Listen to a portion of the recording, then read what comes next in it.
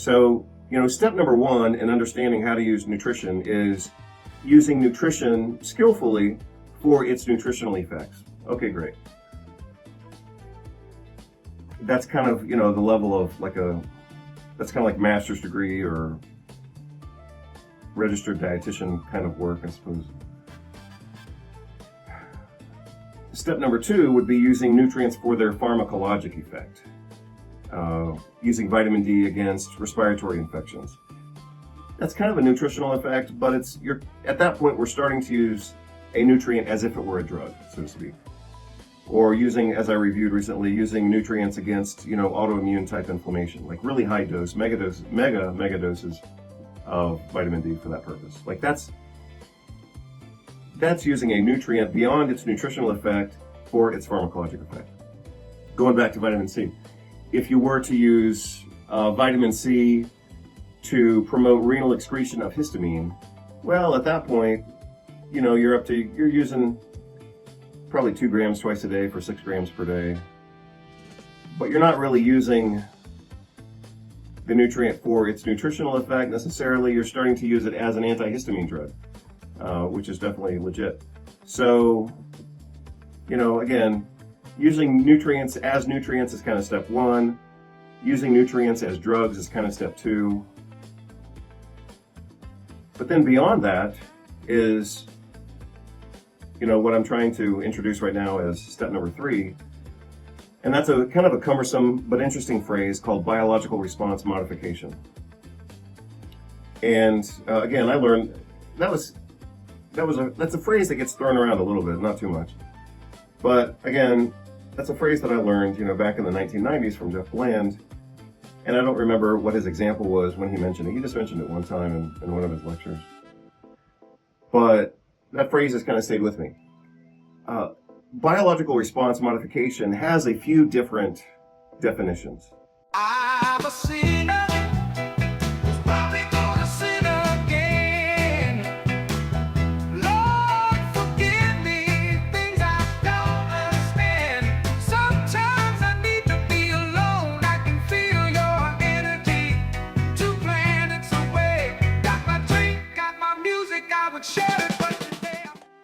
What's going on, everybody? Dr. Vasquez here, obviously coming to you live, and going to provide a few quick updates.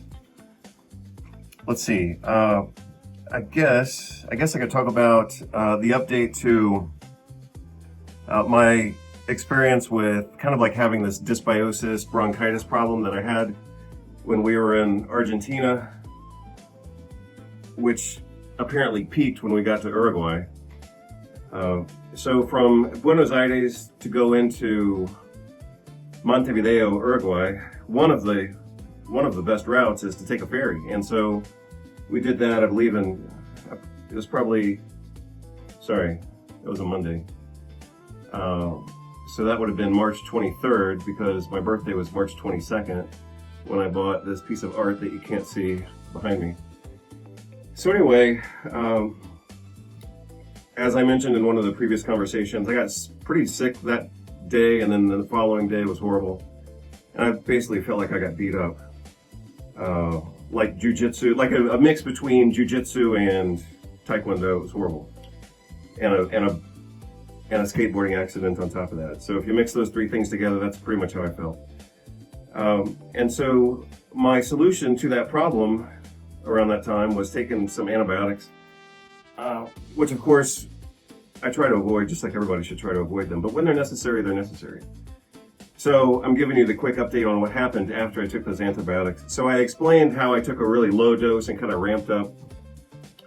So for example, with azithromycin, the typical dose is 500 milligrams, different schedules and different options, but one popular route is either 1,000 milligrams or 500 milligrams. But what I ended up doing was taking a 500 milligrams, dividing it in two, that gave me 250, dividing that in half, that gave me 125, and then dividing that in half, and that gave me 62.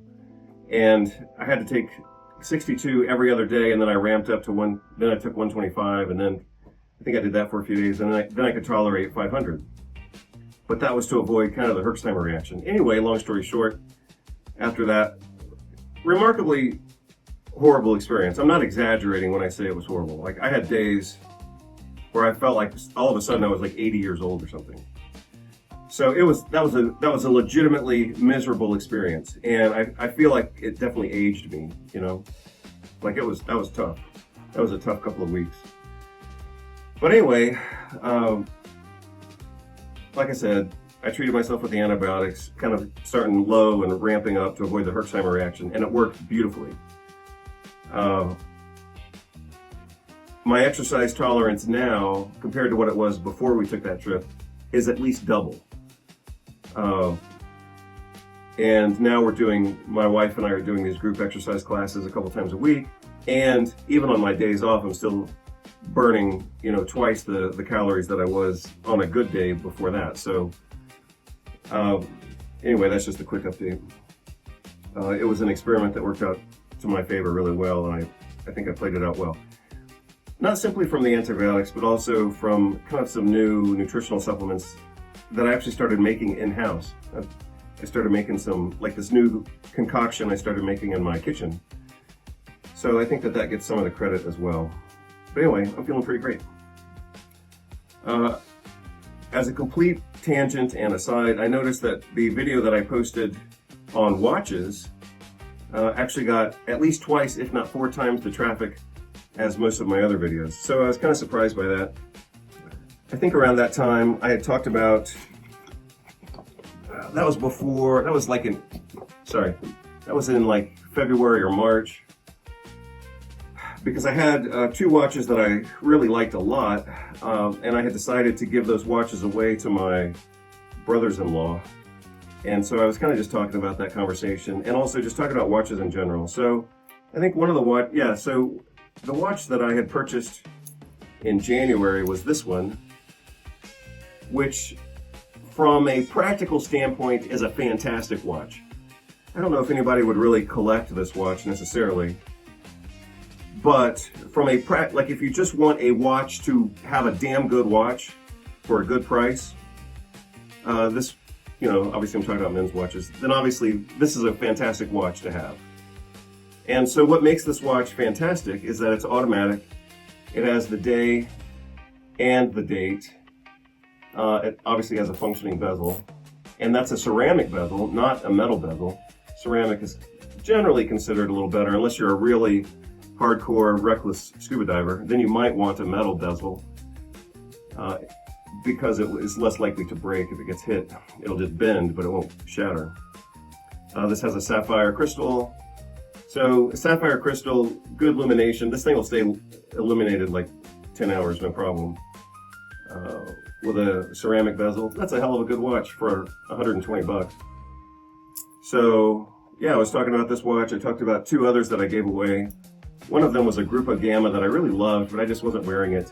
So I ended up giving that to my brother-in-law, and he's kind of a small guy, and it's kind of a big watch, but it just fit him perfectly. It looks great on him. He's got a lot of tattoos, so it just worked out well. I was kind of surprised. I was planning to give him a different, smaller watch, but I gave the smaller watch to the bigger guy, my other almost brother-in-law, and he loves it. It's perfect for him.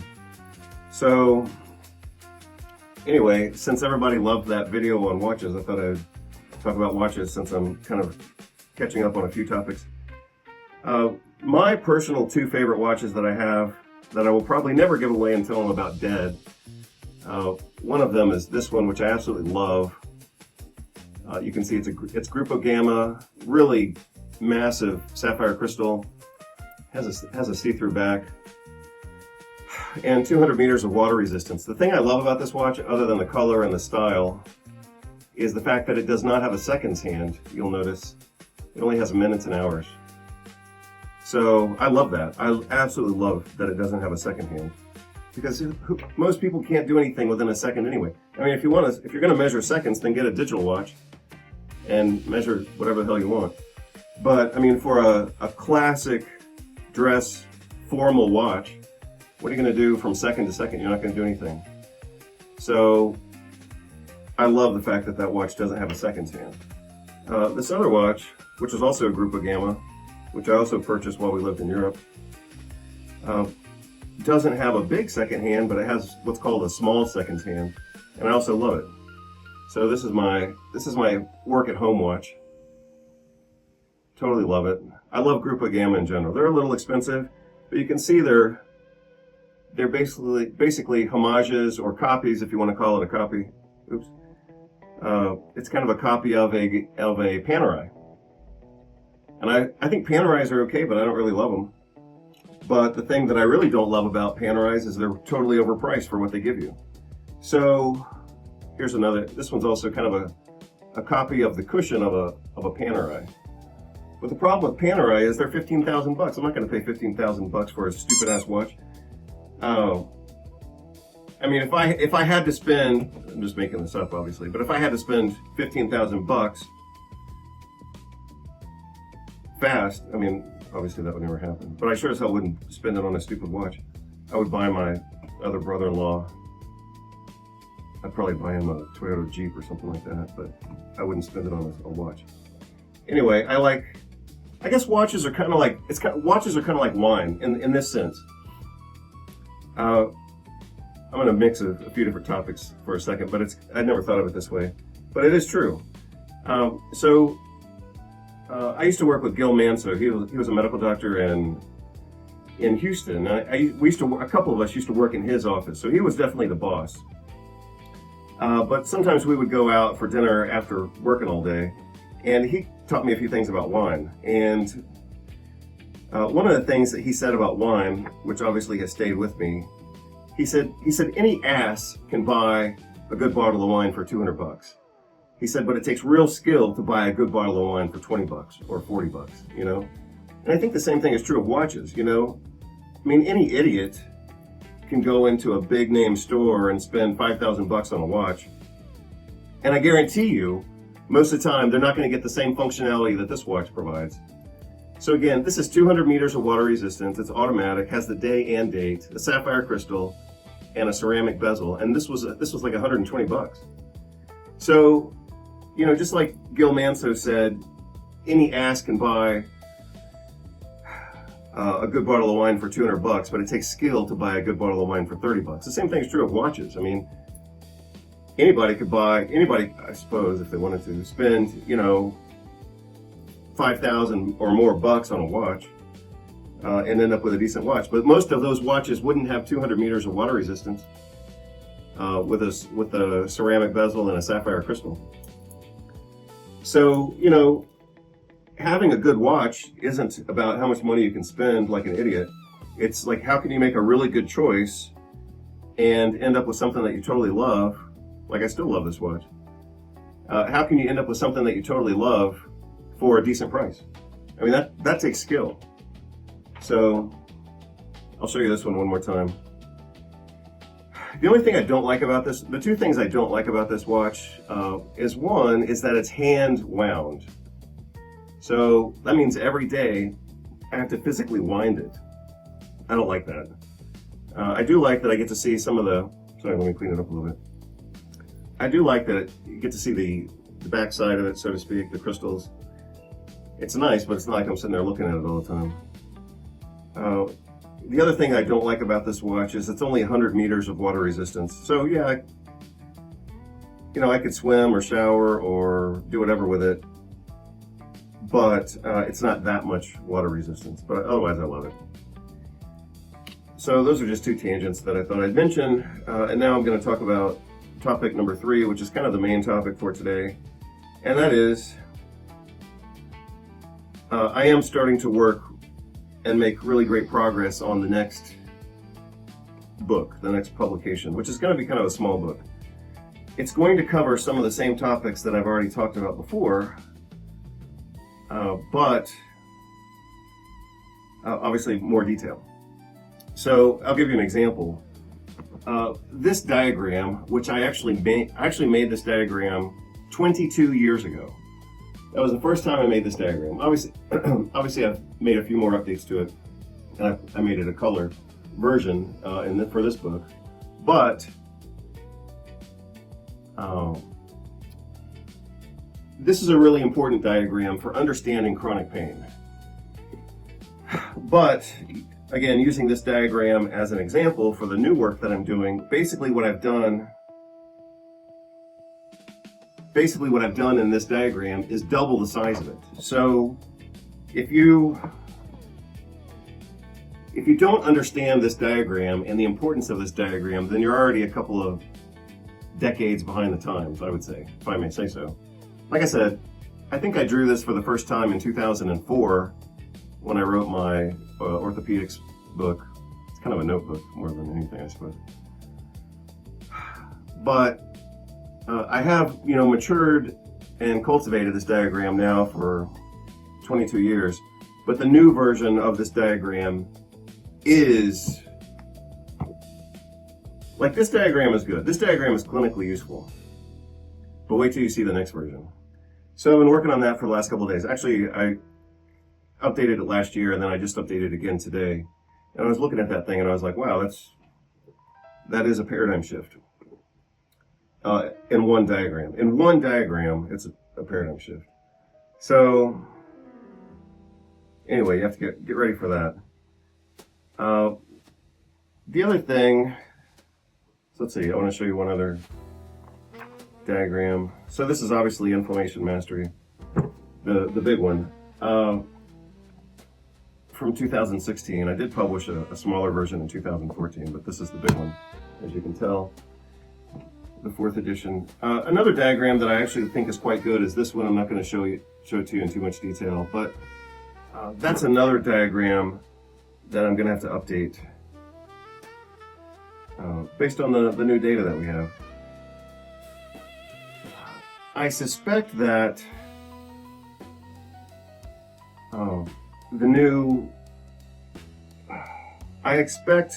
so let's say we're getting pretty close to the middle of 2026. I reasonably expect to publish a new book later this year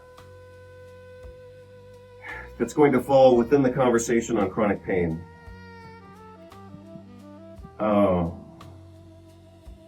But it's going to be kind of a monograph, basically. I expect it to be about 200 pages, maybe. But that will probably be followed by some updates of other work, because I think that once I get that work finished, I will apply some of those models also again to fibromyalgia and complex regional pain syndrome. So I think that's all I want to say about the past material, at least for now. So obviously this book was from 2016, and I did mention a little bit about complex regional pain syndrome in that book, again, from 2016. But I really started studying complex regional pain syndrome in 2020. And some of you know why. And if you don't, then I'll tell you again right now. And the reason that I had to start studying complex regional pain syndrome in 2020 is because I had it. I actually developed it, and I was actually diagnosed by a couple different doctors, at least one orthopedist. After my bike accident, I had quite a few problems, but complex regional pain syndrome was one of them. And so, obviously I had written a book and I had the background research. And that background research is already published in this book. But I had to apply that research and definitely do some things that I had never done before. Even though I had talked about some of the concepts before, I had to totally take it to another level.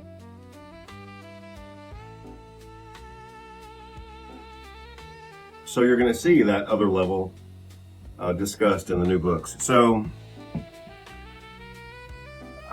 I expect over the next,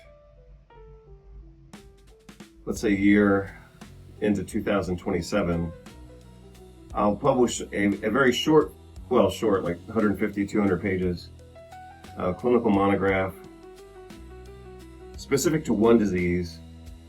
And then I might use that to update the information on fibromyalgia. And then from there, I might go to complex regional pain syndrome. But I'm just kind of giving you the heads up that things are going to start moving reasonably quickly with new videos and new material.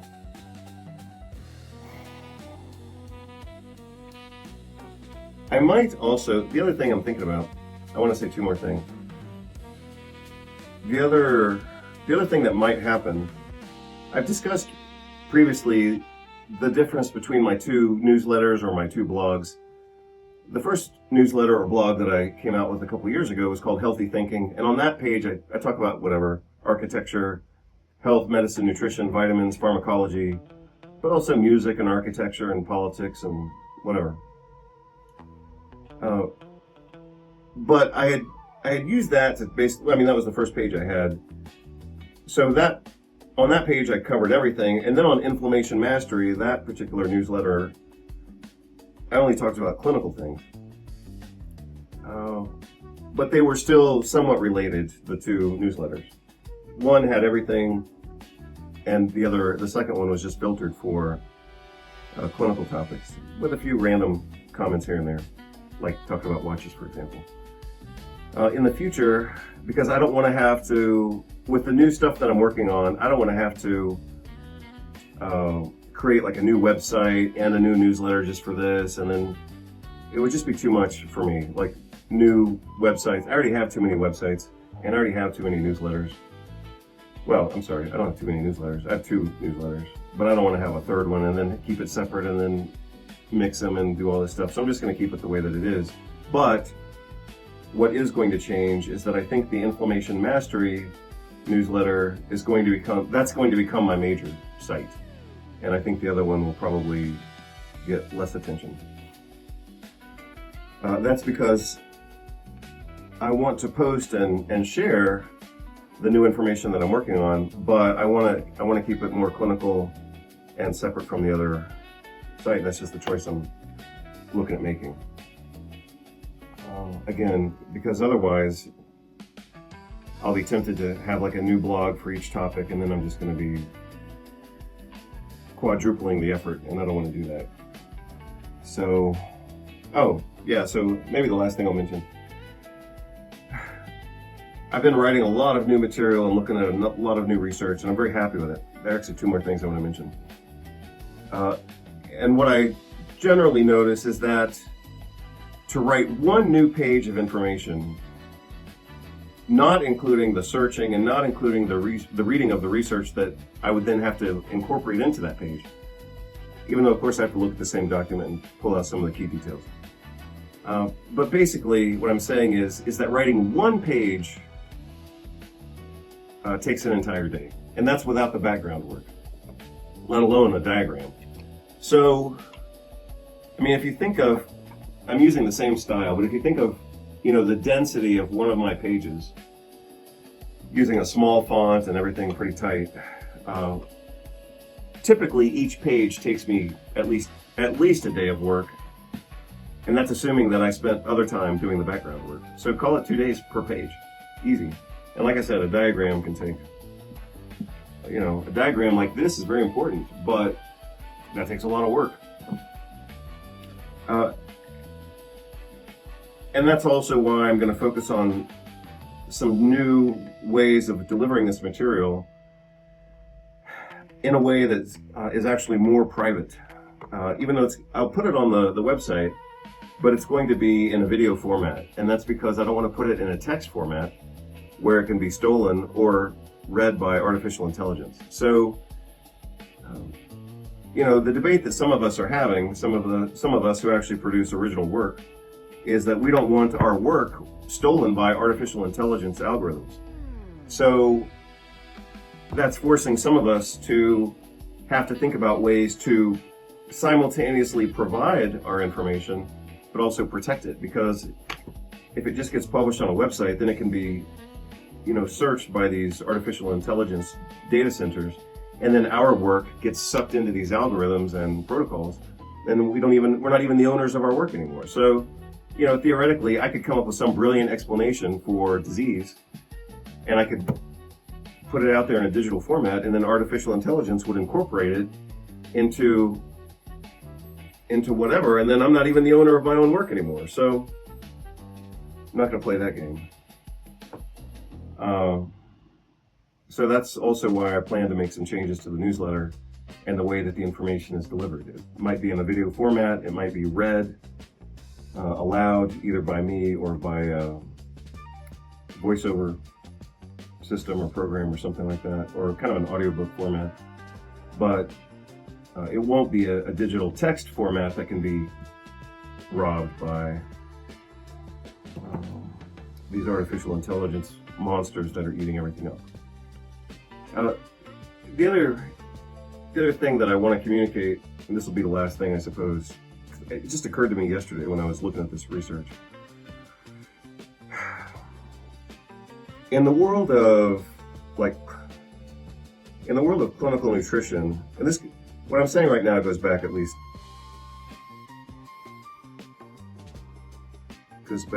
how long? 30 years? Yeah, so I first heard this from Jeffrey Bland back in around 1994.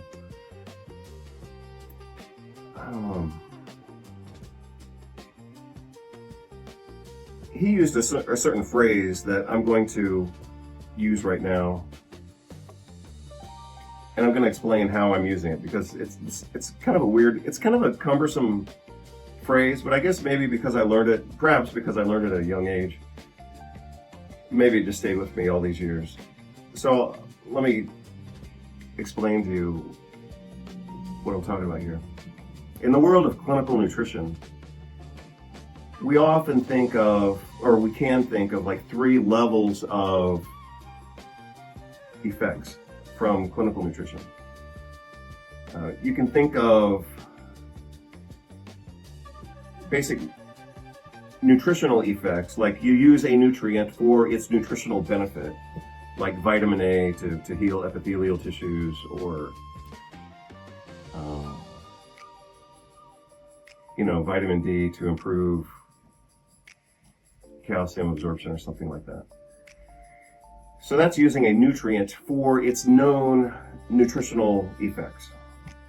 However, like the next step from there is using nutrients for their pharmacologic effect.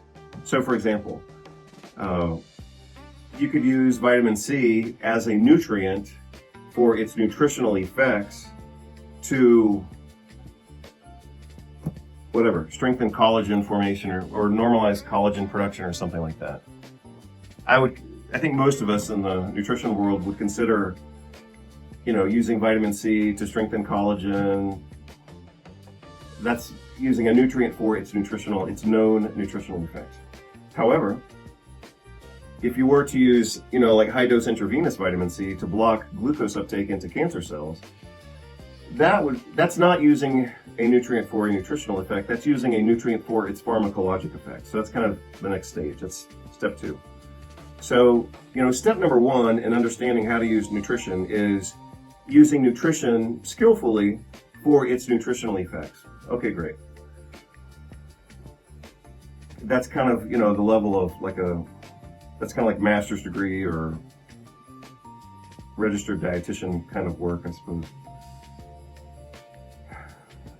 Step number 2 would be using nutrients for their pharmacologic effect.